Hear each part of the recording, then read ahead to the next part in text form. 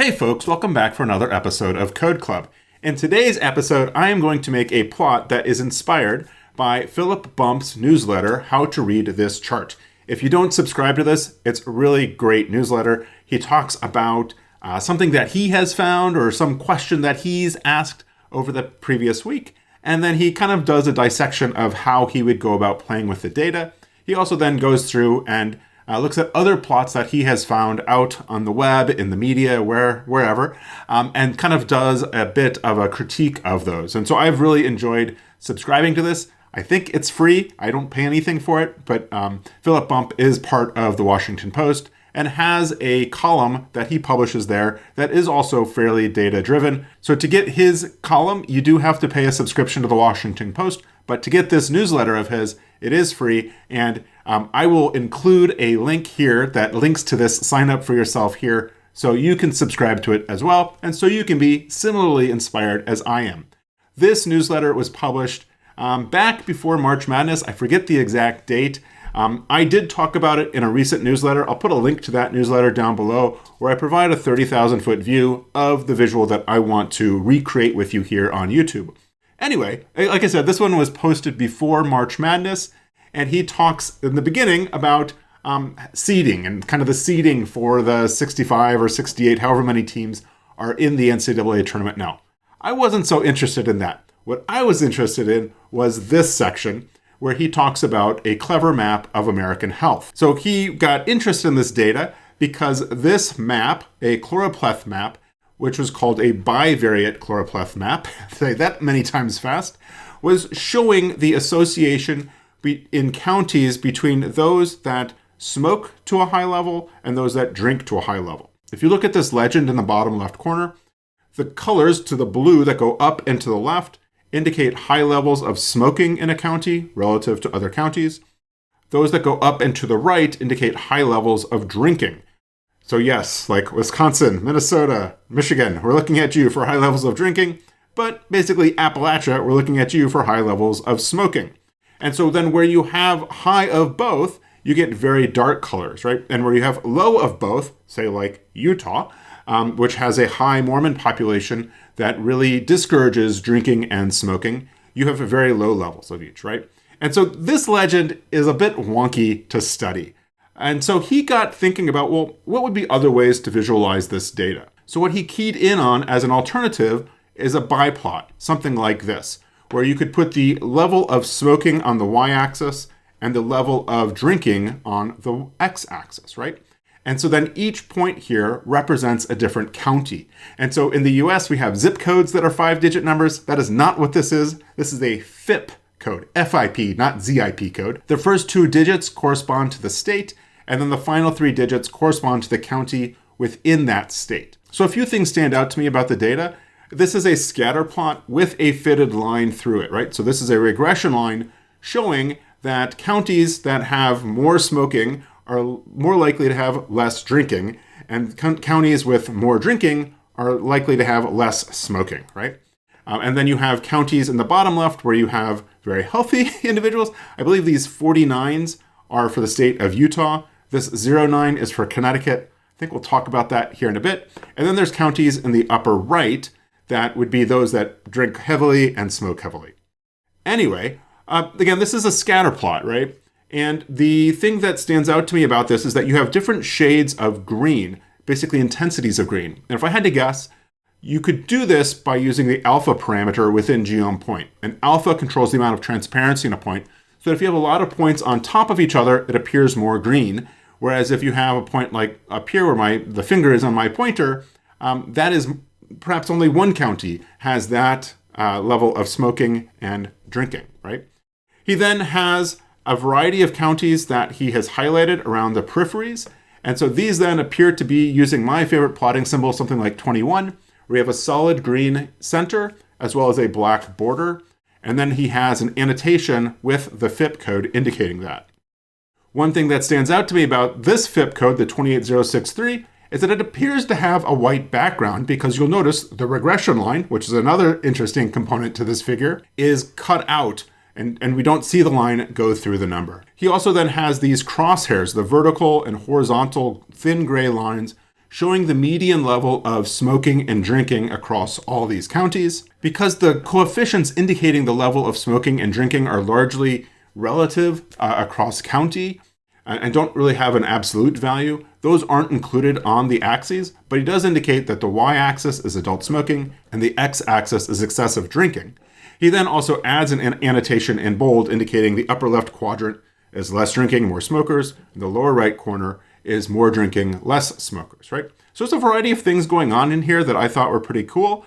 He got the data from the University of Wisconsin Public Health Institute, which if I click on that link, it pulls up this nice website, the County Health Rankings and Roadmaps. So I'm going to go ahead and click on this link here, the new 2025 annual data release. And if I scroll down here, I see it says find data sets and documentation, download state and national data sets. That's what I want. I don't want to use the interactive. I want to download the data. And so here we see the 2025 annual data release section. And we can go ahead and get a CSV, so a comma separated value. Again, that is going to be the 2025 CHR CSV analytic data. So go ahead and download that. So I've gone ahead and put that CSV into a directory that I'm calling UWPHI biplot. I believe the UWPHI is University of Wisconsin Population Health Institute, right? And in here, I also have an R script that I have started. And this I have pre-populated with the tidyverse as well as the show text. I'm fairly confident that the font, the sans serif font that they used was Libre Franklin. So we've got that all loaded. And I've also created a ggSave statement that will save the output of anything I create to the same aspect ratio of what Philip Bump used in his newsletter. As always, if you want to get the code that I'm generating here today, go down below in the description of this episode and you'll find a link to a blog post that will show you all of the code. I'll also provide a link to get the data as well as to get Philip Bump's newsletter, as well as, again, my own newsletter where I described how I would go about recreating this biplot, again, at like a 30,000 foot view. We now want to go ahead and try to recreate this plot. The first thing that we're going to want to do is go ahead and read in the data and try to make sense of what it looks like. So we'll do read underscore CSV, and it's analytic data 2025 CSV, running that. Oh, I got so excited that I forgot to load my library. So I'll go ahead and do that here real quick and rerun that read CSV function. So what we see is that this is a pretty big data frame. It's got 3,205 rows and then 796 different columns. So the question then is, what column do I want? But the other thing I'm noticing is that it has 2 rows for the column names, right?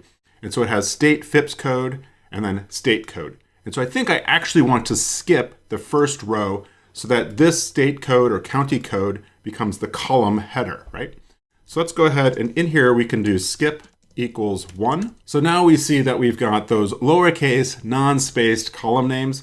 That's great. One thing I noticed from the first couple of lines in the data frame is that there are rows for the specific states, right? So Alabama has its own row as well as separate rows for each of its counties. There's also a row for the United States. And so I'm noticing that those are going to be rows that have triple zeros for their county codes. And so I don't want that, right? So we'll have to go ahead and remove that by doing a filter, and we'll do county code not equal to 000. Very good. So that then filters things down to 3,152 rows and 796 columns. And we no longer have Alabama, United States, or those state, again, level designations. Cool.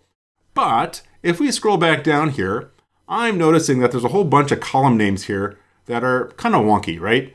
So like V1 raw value. I don't know what V1 is. So we need to look for a data dictionary to tell us what V1 is, or what V, what column will contain our smoking and drinking data. So coming back to this page, I'm going to go ahead and look for the data dictionary. So right here, it says 2025 data dictionary. We open that up, and so we see V1 is premature deaths, right? So what we want is drinking and smoking. So I'm going to go ahead and do a search for smoking. And so we see V9 is adult smoking raw value, numerator, denominator. Okay, so let's go back here. We'll do a select for starts with, and we'll do V009. I think it was 3 zeros and a 9. Nope, 2 zeros and a 9. And so now when we look at this, we see that we've got V9 raw value, V9 numerator, denominator, And the numerator and denominator are all NA values, so we don't need that. And then there's a low confidence interval and a high confidence interval. So I think what we're going to want is this V9 raw value. And so to be a bit more specific, I'm going to use V9 underscore raw value and get rid of one of these parentheses. So we've got that, cool. So I think I want to get the FIPS code, the state, and the county. So we'll go ahead and include that. And I actually don't need those quote marks around the V9. And so this then again gets us our FIPS code, state, county, and the V9 raw value. And the V9 was smoking. So I'll do smoking equals V9 raw value. And so that gives me that smoking column. But we also want the drinking column, right? So let's do another search for drinking. So it's drinking water. Let's kind of look through these and see what else there is. Okay. So yes, excessive drinking raw value. So that's V49. Okay. So let's come back here and we'll again do starts with, and then in quotes, I'll go ahead and put that V49. And so again, like we saw before, we have the V49 raw value, the numerator, denominator. The numerator, denominator are NA values. And so what we're going to want is this 49. There's also a confidence interval low and high, but I'm not going to worry about those. And so here then, I'll go ahead and do drinking, and then we'll do V49 underscore raw value. And so now we see that we have our FIPS code, our state, county, smoking, drinking. I think we have all the data that we need. Maybe I'll go ahead and put smoking and drinking down onto their same row, and this should give us everything we need to go ahead and plot the data. Maybe something I should do is to just double check the number of states I have. So I'll go ahead and do a count on state. And I'm seeing that I have 51 states. What could that be? DC. All right. So that gives us Washington, DC. We'll count that for a state for this exercise. All right. So let's go ahead and turn this into a scatter plot now. So we'll go ggplot, AES. On the x-axis, we want drinking. On the y-axis, we want smoking. And then we're going to do plus geom underscore point. So I get a warning message that it removed 8 rows containing missing values or values outside the scale range. That typically happens if we have an NA value for something we're mapping to X or Y. Okay. So to figure out what those are, I'm going to come in here and do a filter to do is.NA on smoking or is.NA on drinking. And so this then returns me those 8 values. And these are all from Connecticut. And so one thing I notice is that this 09005 bump makes a big deal about as being like the driest, least smoking county in the country. And it turns out that it's actually full of NAs. It doesn't actually have any data there. I did a little bit further exploration of the data. And what it turns out is that there are counties for just kind of historic purposes like this. But then there's also administrative units within the state of Connecticut. And so they were using the administrative units within the state of Connecticut for this analysis rather than these counties that you might typically think of as like a traditional county here in the United States. So to kind of highlight that another way, we could come in here and do filter state equals CT. And so now what you see is that there are these planning regions, right? Like these administrative units within the state of Connecticut. That is what was used in this analysis by UW-PHI, okay? So I feel good with dropping NAs to get rid of those Connecticut counties. And so we'll go ahead and do drop underscore NA and then pipe that into ggplot. So no error messages, no warning messages, but we get this biplot.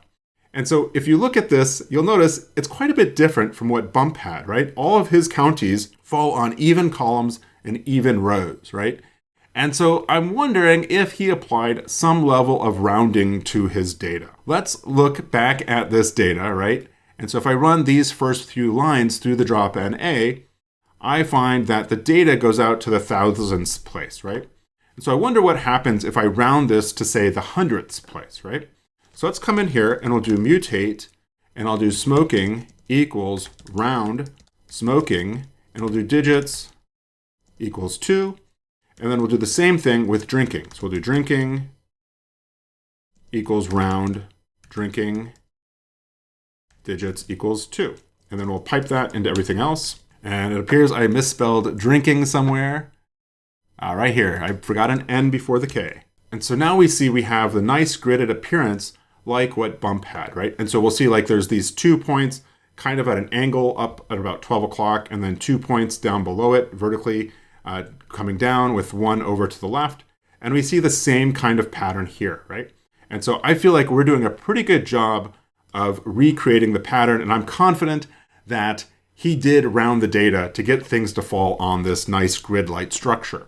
Also, I'm going to guess that this point in the bottom left corner is 49049, not 09005, because again, we dropped 09005 from our analysis. So to test that, I could come back up here into my pipeline and do filter, and then do drinking equals min drinking. And so, yep, sure enough, that shows me that the county with the lowest level of drinking and smoking is Utah County, that 49049, which is this point here, right? So what that means is I'm going to add a bit of padding to the left and below my data to get it to match his, okay? And so to do that, I'm going to change the limits on my plot. And we'll come back up here and I'll remove this filter, and then I'll add chord Cartesian, and I'll do clip equals off, and then expand equals false. So that clip equals false would allow me to plot data outside of the plotting area. I don't think I need to do that, but when I don't include it, I always seem to have to add that. Expand equals false will remove the padding that ggplot2 adds by default. And so then what I'll go ahead and do is xlim, and I'll give that a vector, and I'll go from 0 to NA, and then ylim going again from 0 to NA. And so what NA does in these limits is it allows ggplot to basically pick the upper boundary, the upper limit on the X and Y axis. And so that adds extra room to the left to kind of match what Bump has.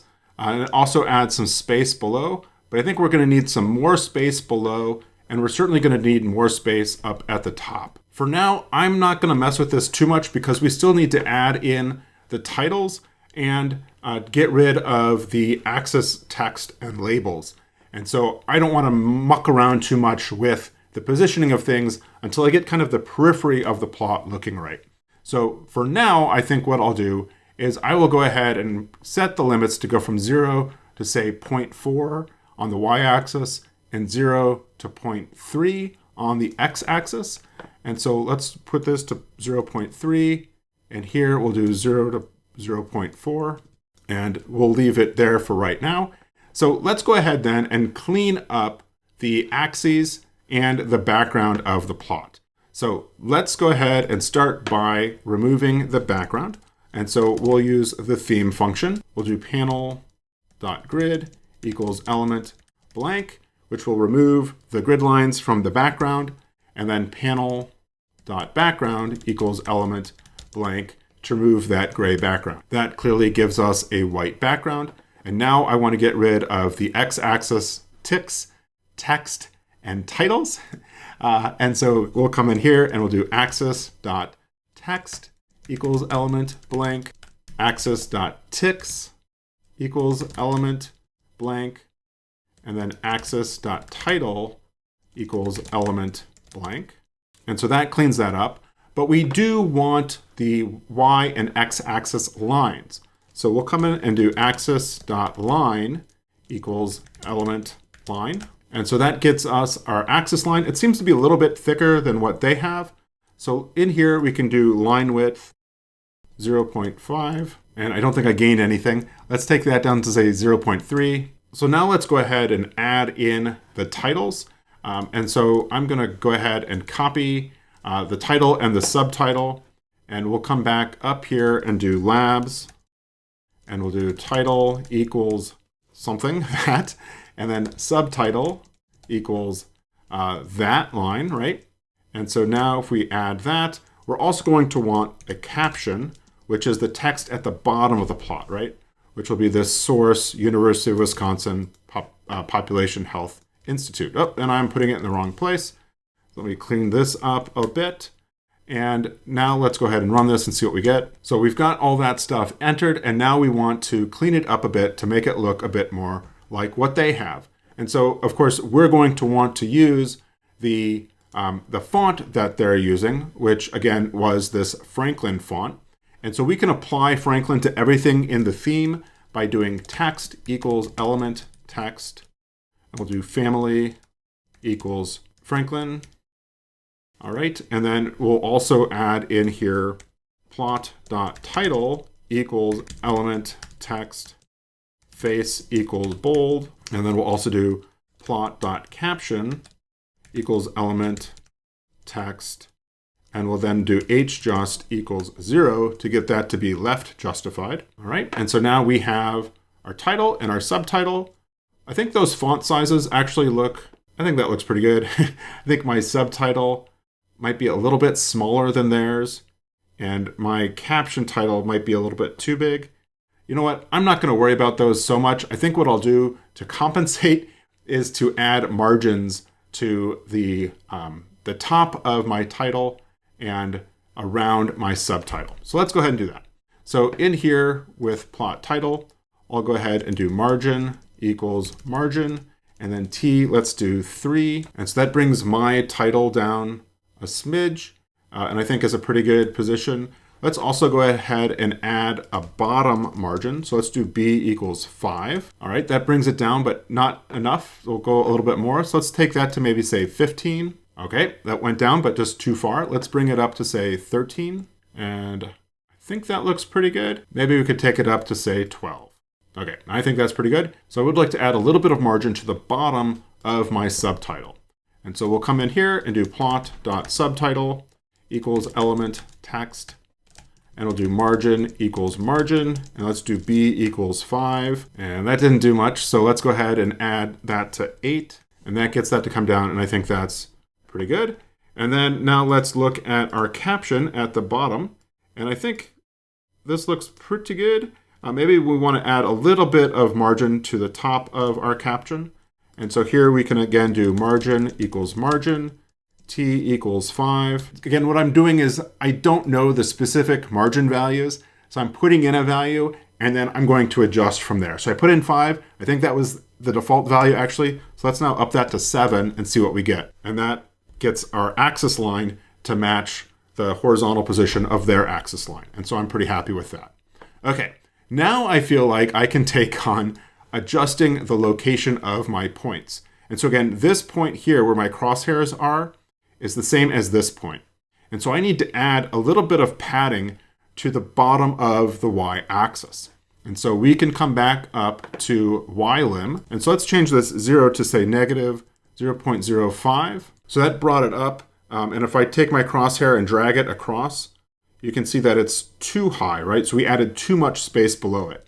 And so instead of say 0.05, let's make it 0.04. And if I drag that across, that still seems to be a little bit too high.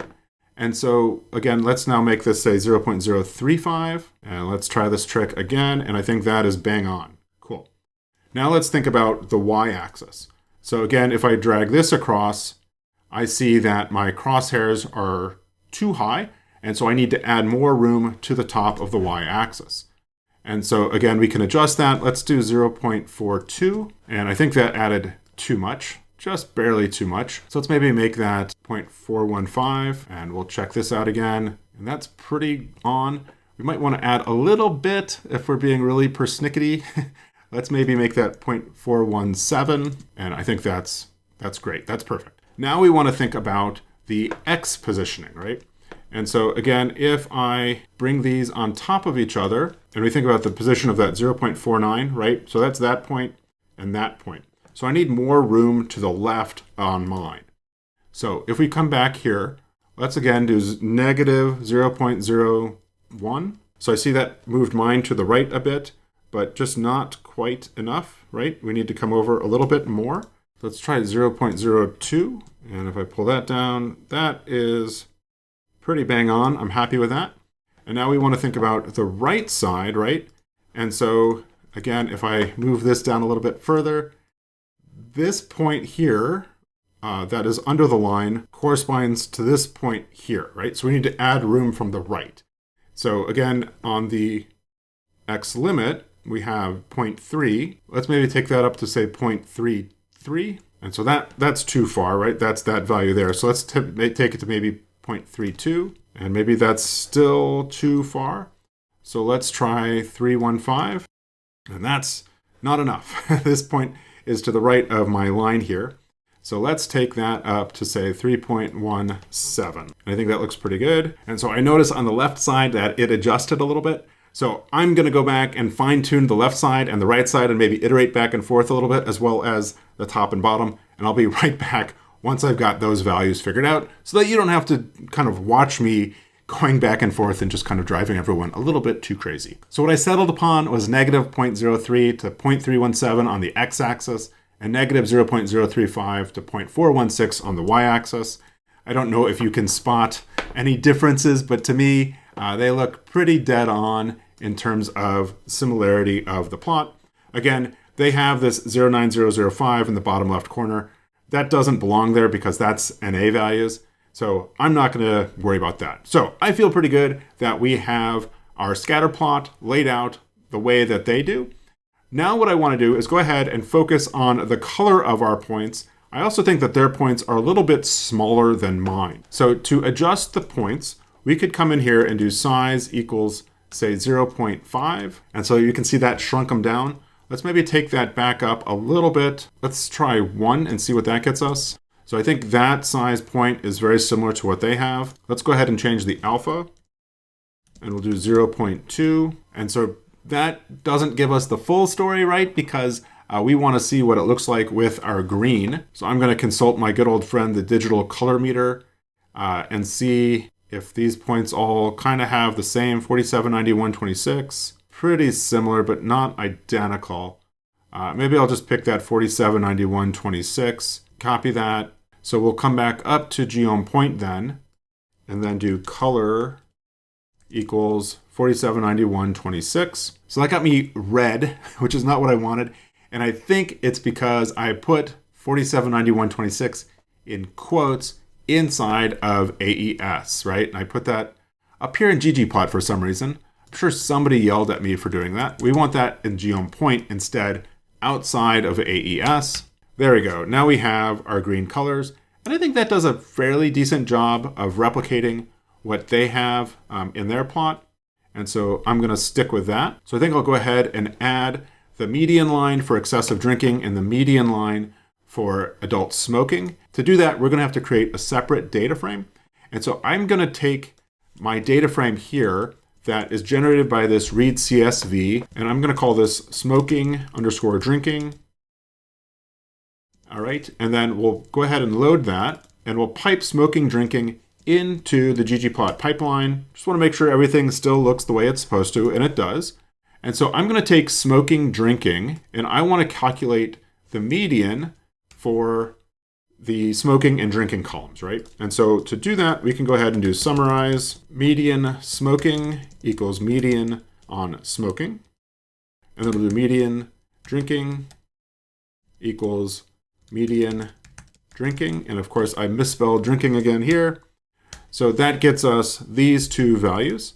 And so I'm going to call these median values, right? And so now what I can do is I can come back into my ggplot pipeline, and I want these lines, if I zoom in on those lines, I think they fall behind the green points. You can certainly see that with the vertical line here, right? And so what that tells me is that I want to call geom hline and geom vline before geom point.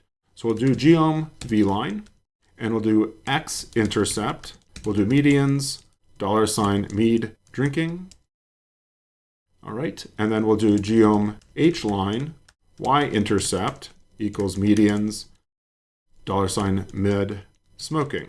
And we'll add that in. And it's not happy because I think I forgot, I called it medians instead of median values. These names are getting too long. Okay, let's try that again. And so now we've got our grid line. And you'll notice that my horizontal line goes through the points, whereas theirs goes below it. And I think that's because they're calculating the median with this 09005 value, okay? So I'm okay with it falling on those lines, but otherwise, I think my horizontal line is in a good position. We can see that these 3 points that are all right together, right in a line, are one off of their vertical grid line, and that's effectively what I have here as well. Let's go ahead and make those lines a light gray color. And so we'll do color equals, let's try gray 80, and we'll do that for both of the lines. And then let's also do line width equals 0.2 for both of these lines. And we'll add this here.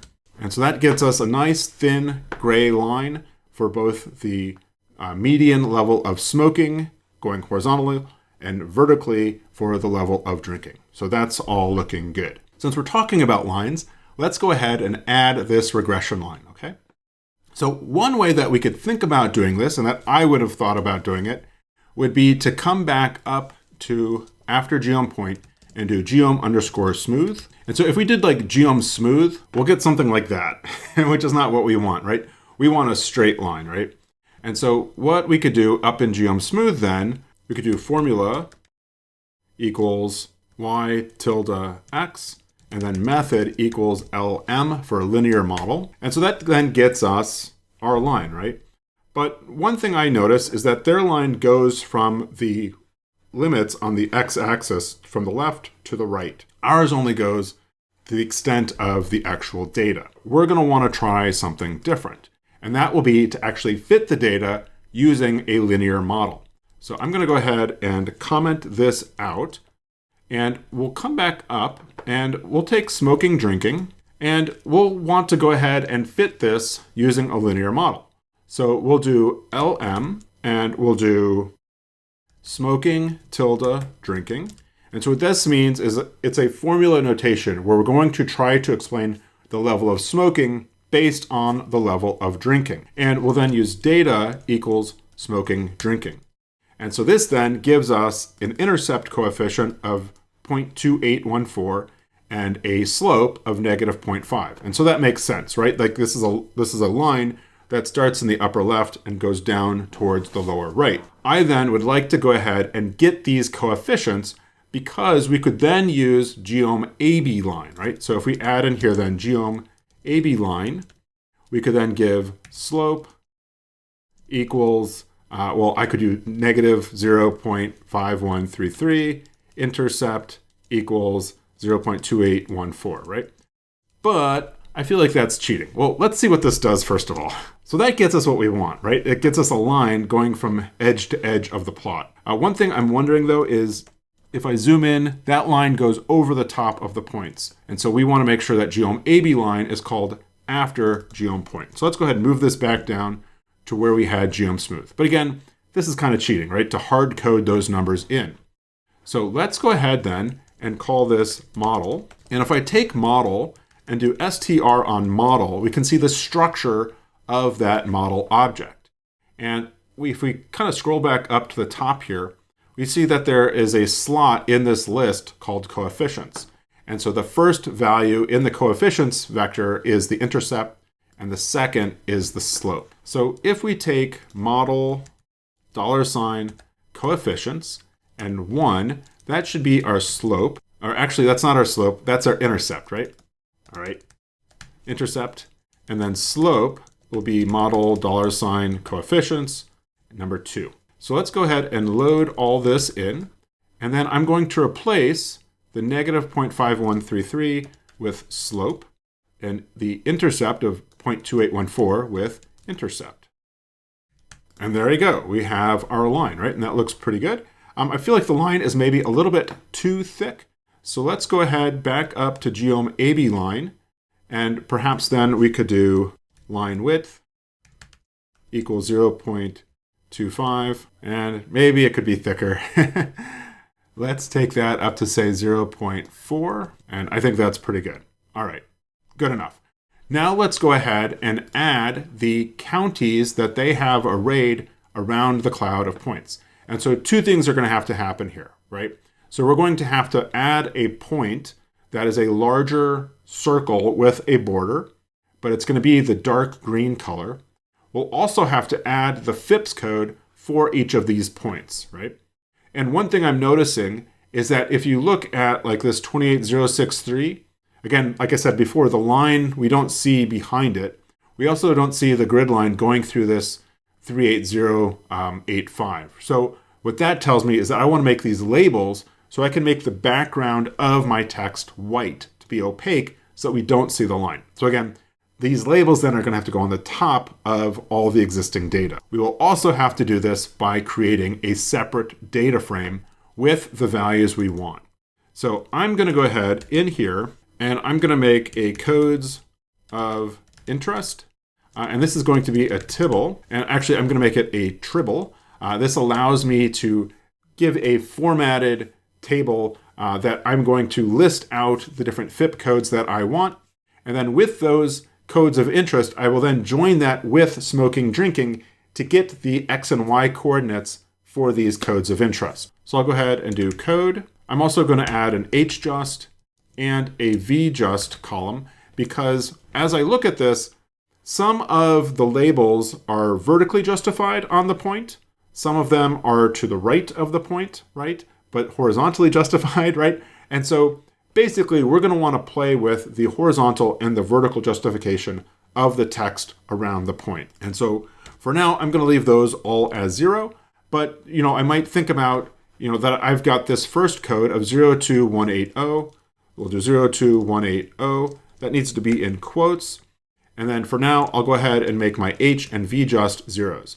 So I'm going to fill out the rest of the codes that I want, and I'll be right back once I've done that. So I've gone ahead and completed my codes of interest, and let's go ahead and load that. And so now what I want to do is go ahead and join that to smoking, drinking. So I'll do an inner join on smoking, drinking, and codes of interest. And I'm going to specify which column to join by, but I'm recalling that my codes of interest column was called code, whereas I'm pretty sure that smoking, drinking, the first column is FIPS code. So let's go ahead and call the first column of codes of interest FIPS code, get that loaded, and then down here where I do the join, I can join by the FIPS code. So that just makes the syntax a lot easier. We now see that I have 19 columns here. There was a 20th, and again, that was the Connecticut FIPS code in the lower left corner that, as we've already seen, isn't real, right? So now we see that we've got this data frame that I think I'll call interests, where I have the FIPS code that we can use as the label, as well as the X and Y positions, as well as the HJust and the VJust for those labels. We'll go ahead and call this interest, get that loaded, and then down here on top of my points, I'll go ahead and do a geom point, and we'll do data equals interest, and we'll do AES, and so X again is going to be drinking, Y will be smoking. I don't know that I need to specify these necessarily, but it just makes me feel better to do that. And then outside of the AES, we'll go ahead and do color equals something. And I think I'll use my digital color meter to get that color again, because I think it was a darker green than what we had for our points. And we'll do shape equals 21. And so actually we don't want color, we want fill to be that color. So again, I'm going to go ahead in here and grab this code, and it's pretty similar to what they had. It's probably actually like pretty close to the same color, right? So let's go ahead and run with this and see what it looks like. So I think that looks pretty good. I see that our points that I've just highlighted are a little bit larger than the other points, and I think that matches what they have in theirs. Ours might be a little bit big, but I'm not going to worry about that so much. Let's now go ahead and add the label. And so let's come back up to where we added our point, and we'll go ahead then. These labels need to be on top of the line, right? So let's go ahead and put that after geom AB line. So we'll do geom underscore label, and we'll basically copy a lot of this. So I'm going to copy this from the second geom point statement. And we also then want to have label equals FIPS code. And let's run this and see what it looks like for now. Great, so now we have our labels with our FIPS code. We're going to want to do a few adjustments before we worry about nudging things to the left and right and up and down. Let's go ahead and use our Franklin font. And so again, when you're using geom label, because the font family can be its own aesthetic, you need to define that within geom label. Defining it within theme is not enough. So we'll do family equals Franklin, and that does need to be in quotes. And then let's go ahead and do size equals 8, size.unit equals pt to make the font a little bit smaller. I'll also come in here and then do label.padding, and we'll give that unit of 0 pt. So I don't want there to be any padding around the text and the label. And actually, I don't want there to be the border, right? So I think it's label, let's see, size. I think size of label border in millimeters. So we'll do unit 0 pt. And so now we see that our font is maybe a little bit too small. It could maybe go up a little bit to say 8.5 or 9. But we see that we've gotten rid of the border line. But as you can see here with this like 28063, the line is hidden behind the line. And that's what we want, right? So let's go ahead and let's make that font a smidge larger. And let's do 9. And that's too big. Let's go ahead and do 8.5. And I think we'll call that good. And now we want to play with the positioning of the font. So let's think about the 02180 first. So we want that to be vertically justified at say 0.5. And we want it to be horizontally justified at least at 0. And perhaps it's going to be negative. So let's come back up here. And so hjust we have as being 0. And so that's going to be left justified, and the vertical justified will be 0.5. And so let's go ahead and maybe make that negative 0.1.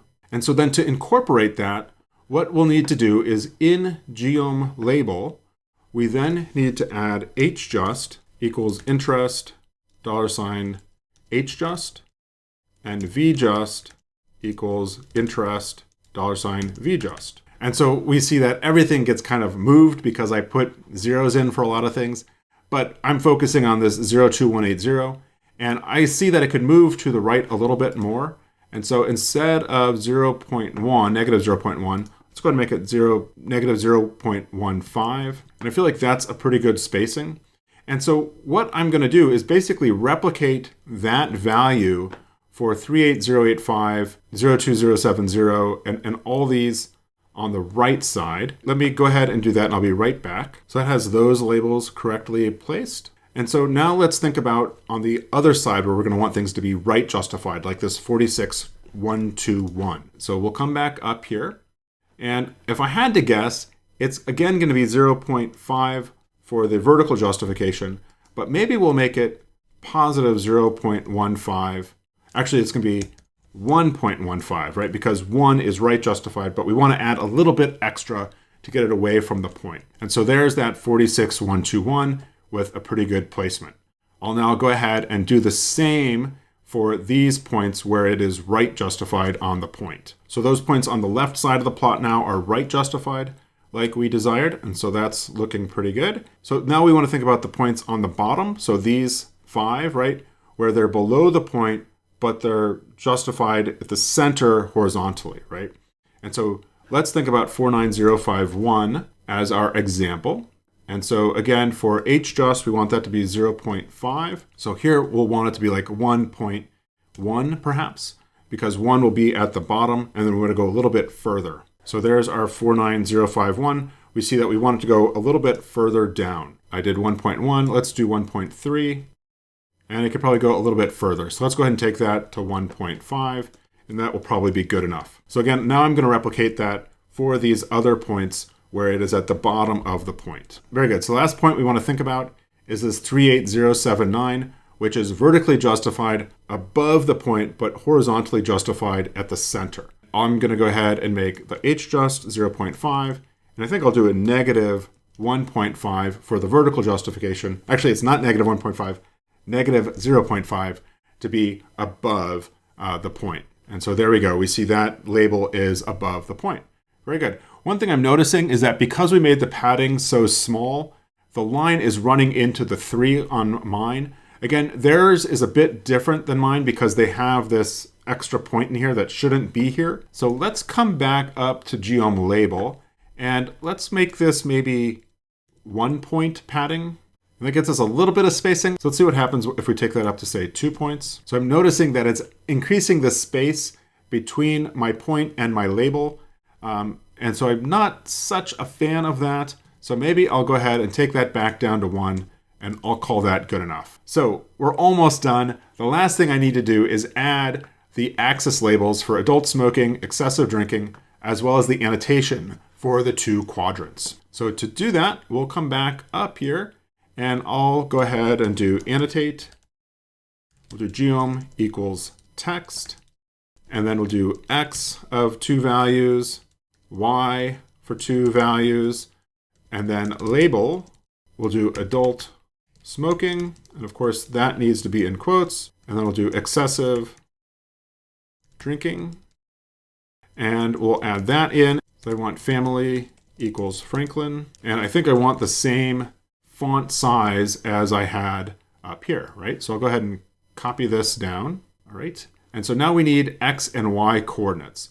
And so if I had to guess, for the x limit, we want that to be 0.03, and then y is going to be up at like 0.416. And so then we're going to want to add an HJust and VJust, I believe. So we'll do HJust being 2 values, VJust being 2 values, right? So we're going to want that to be left justified for that upper left axis label, and then VJust, we're going to want that to be vertically justified at the top. So let's try this and see what we get. And so it put both of my labels up here, and so I always screw this up. I think my VJust was 0. It should be 1 because I want it to be at the bottom, and I probably want it to be to the right just a smidge, and maybe even down from that a little bit. So let's do 1.2 HJust. Let's do minus 0.2. Okay, that's too far to the left. So let's go ahead and make that 0.05. And I think that's a pretty good placing. Of course, we have both of our labels there, so that's not so ideal. So, but that's okay. We'll clear that up here pretty quickly. So we're then going to add our x and y coordinates for that x-axis label of excessive drinking. And so again, here on our HJust, this is going to be right justified. And so I will put that at the x-axis limit of 0.317, and then our y is going to be at the y limit. So we'll do negative 0.035, and then our VJust, let's go ahead and make that 0 for now. And so we could probably move that excessive drinking up a bit. So let's do that with a negative value here. So let's do negative 0.05. That didn't do much. Maybe take that up to negative 0.2. That moves it up. We could probably want it to go up a bit more. So let's come up and do negative 0.5. That brings that up. And I think that looks pretty good. I'm happy with that. Again, there's a couple different strategies we could have taken. We could give specific like X, Y values and then center it on those.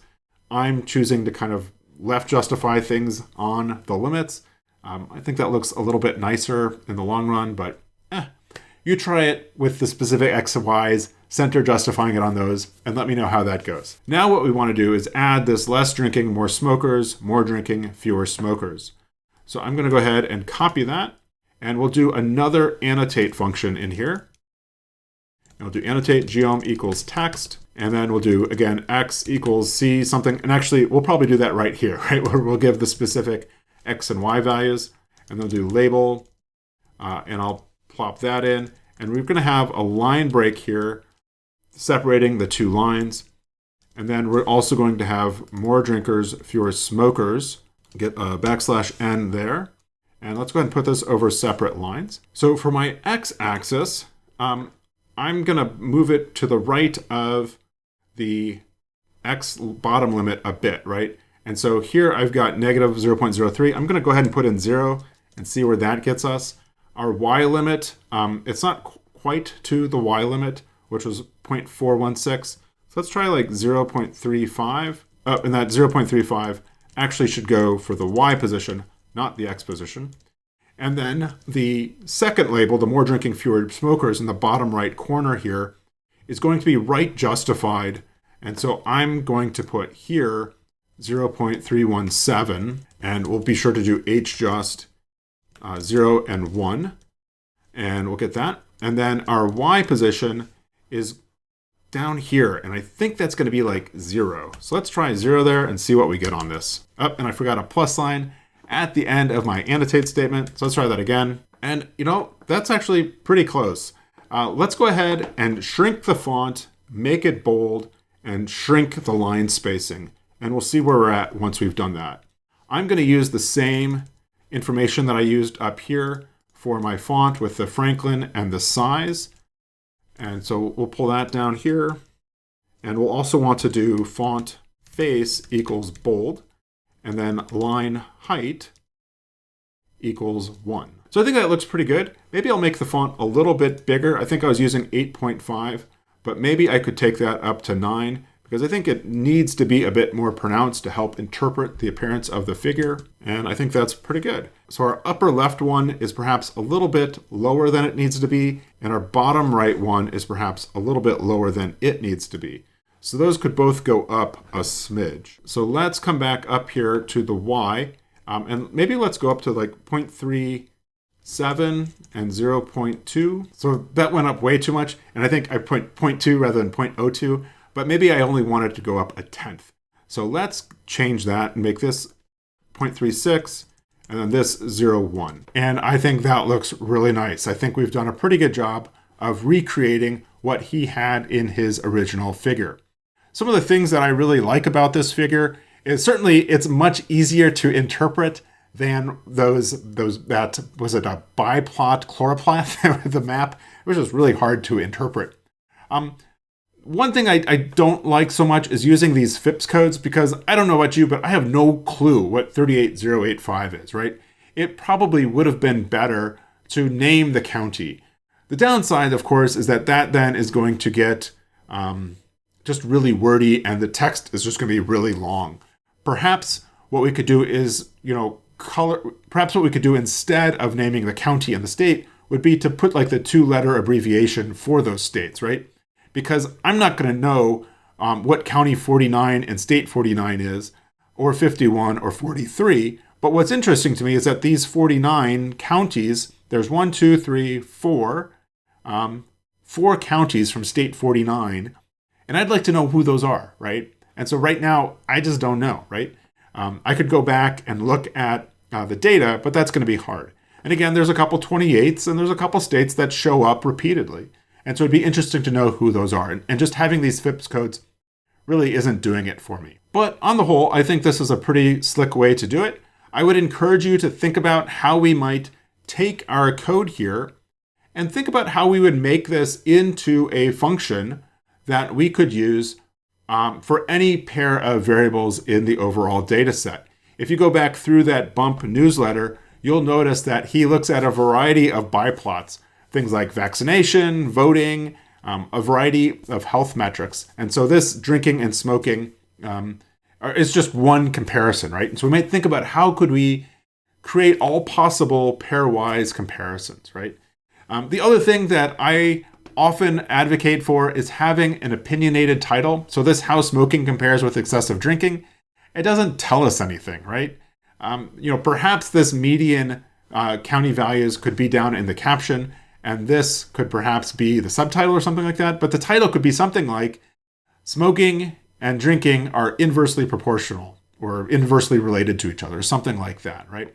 But on the whole, I think this is a pretty good plot, and I would encourage you to play around with these biplots and looking back at that UWPHI data set. I think there's a lot of really rich information in there that you could use to make all sorts of data visualizations. That's all I have for today. Let me know what you think of this. I would love it if you gave this video a thumbs up, and if you subscribe to the channel, it would be even better if you told your friends about what we're doing here. Anyway, I will see you next time for another episode of Code Club.